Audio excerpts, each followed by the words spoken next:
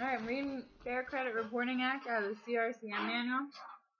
The Fair Credit Reporting Act became effective in 1971. The purpose of the Fair Credit Reporting Act is to regulate the consumer credit reporting and related industries to ensure that consumer information is reported in an accurate, timely, and complete manner. To give individuals information when consumer reports are used to evaluate credit applications and to protect the confidentiality of information. The Act places obligations on consumer reporting agencies and on users of consumer reports. The FCRA was amended in 1996 to require consumer reporting agencies to be more diligent in updating reports and responding to consumers' notification of inaccurate reports. Congress also amended the law at this time to clarify that entities can share certain consumer information with affiliates if consumers are provided notice and the opportunity to opt in. Compliance with the revisions was required by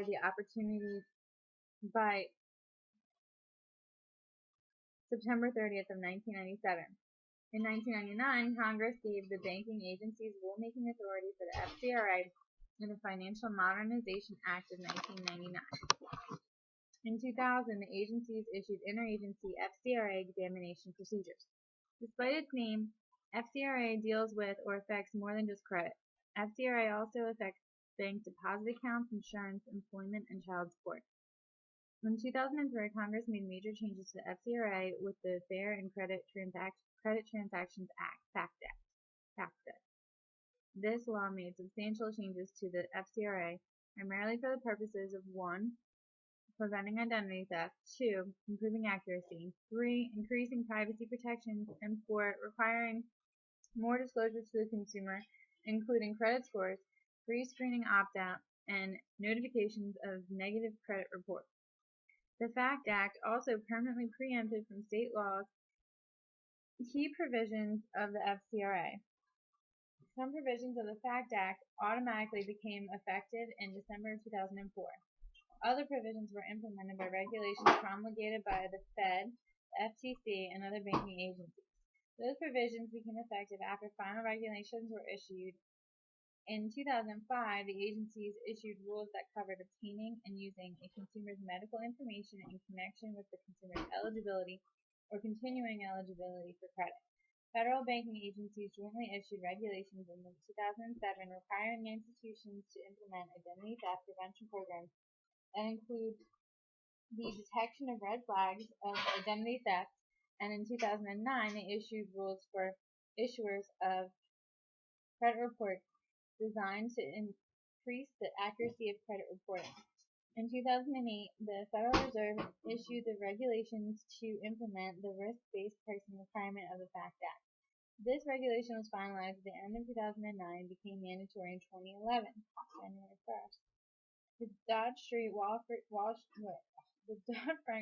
Reform and Consumer Protection Act amended some of the requirements of the risk-based pricing notice rule. The Fed proposed a regulation to implement the Dodd-Frank requirement. The Fair Credit Reporting Act was transferred to the Consumer Financial Protection Bureau. Most of the regulations implementing the FCRA were consolidated into the CFPB's Regulation V. Consumer reports are covered under FCRA. Consumer reporting agencies are covered under FCRA. More about consumer reports. They are defined as any written or oral communication bearing on a consumer's individual creditworthiness or general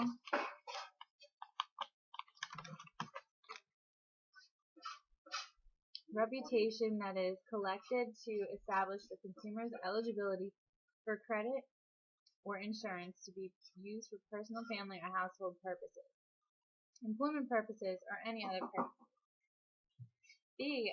Consumer report does not include a report containing information only on the transactions or experiences between the consumer and the person making the report. 3. The communication of other information on persons related by common ownership or by corporate control, if it is clearly and conspicuously disclosed to the consumer that the information may be shared by affiliates and the consumer is given the opportunity to opt out before the time the information is shared. The authorization or approval of a specific extension of credit, directly or indirectly by the issuer of a credit card. 5. The report in which a person who has been requested by a third party to extend credit directly or indirectly to a consumer, provided that the third party advises the consumer of the name and address of the person requesting the report and required disclosures are given. And lastly, 6. An investigative consumer report for a prospective employer that has been previously. Okay, I'm reading the FCRA Act out of the CRCM prep material, and I am on a section talking about what consumer reporting agencies are.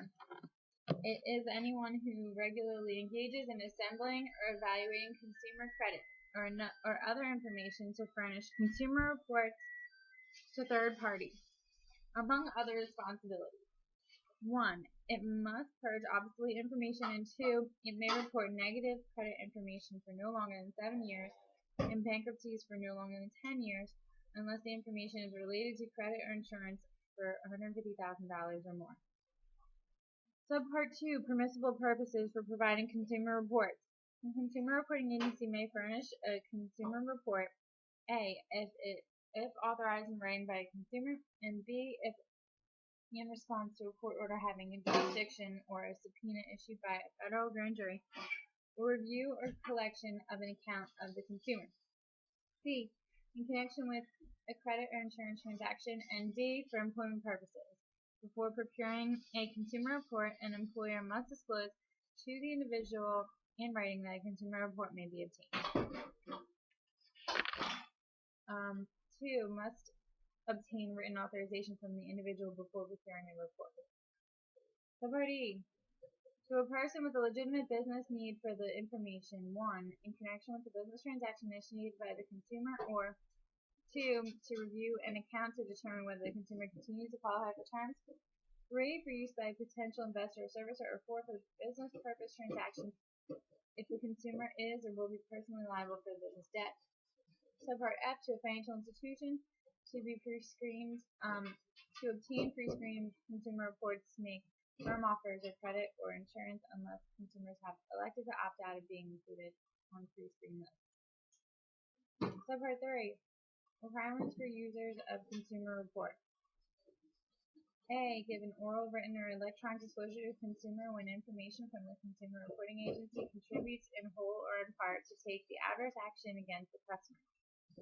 Adverse actions include 1. The denial of consumer credit or insurance, 2. The refusal to open a checking account, 3. An adverse change in terms of consumer credit or insurance, such as refusing to renew a policy, credit card, or line of credit, and 4. The denial of employment. B. If information from a credit reporting agency was used to make the adverse decision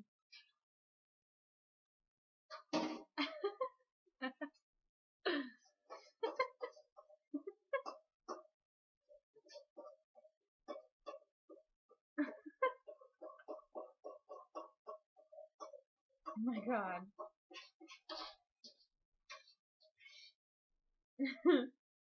Where was I? There's something about adverse something or other. It says it all over this thing. Jordan's mom told me she bought me a rotisserie chicken. It's a ha-ha thing. Mom brought me chicken wings. Refused to open a checking account. Yeah, I heard that too. Other than that, that's about all I retained. And December 4th I heard. The user must notify the consumer of the action, including a statement that the consumer may obtain the information if it is requested within 60 days after transmittal of the notice.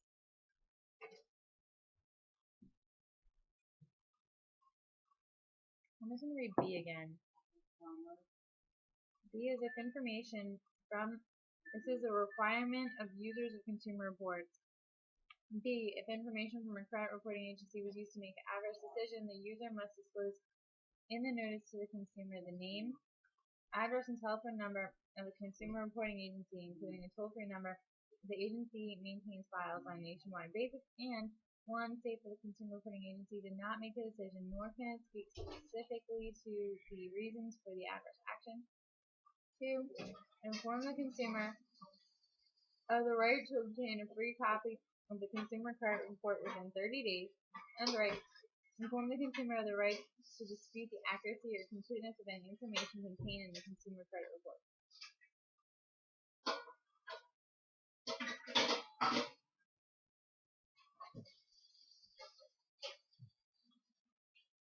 C. If credit information received from a third party, not a consumer reporting agency, included an affiliate, is used to make the adverse decision, the user must 1. Notify the consumer of the action, including a statement that the consumer may obtain the information if it is requested within 60 days after transmittal of the notice, and 2. On the receipt of request for the information by the consumer, disclose to the consumer the nature of the information on which the action is based within 30 days of the receipt of the request.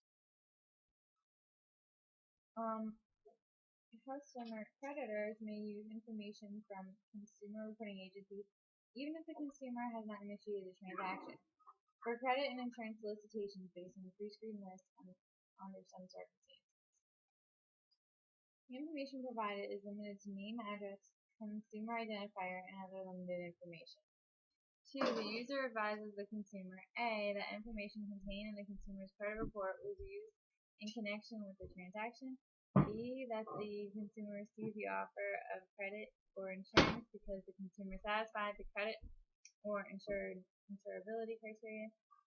C. that the unsolicited offer may not be extended if the consumer fails to meet the criteria that was established for the offer or does not furnish any required collateral. D. that the consumer has the right to prohibit information contained in a report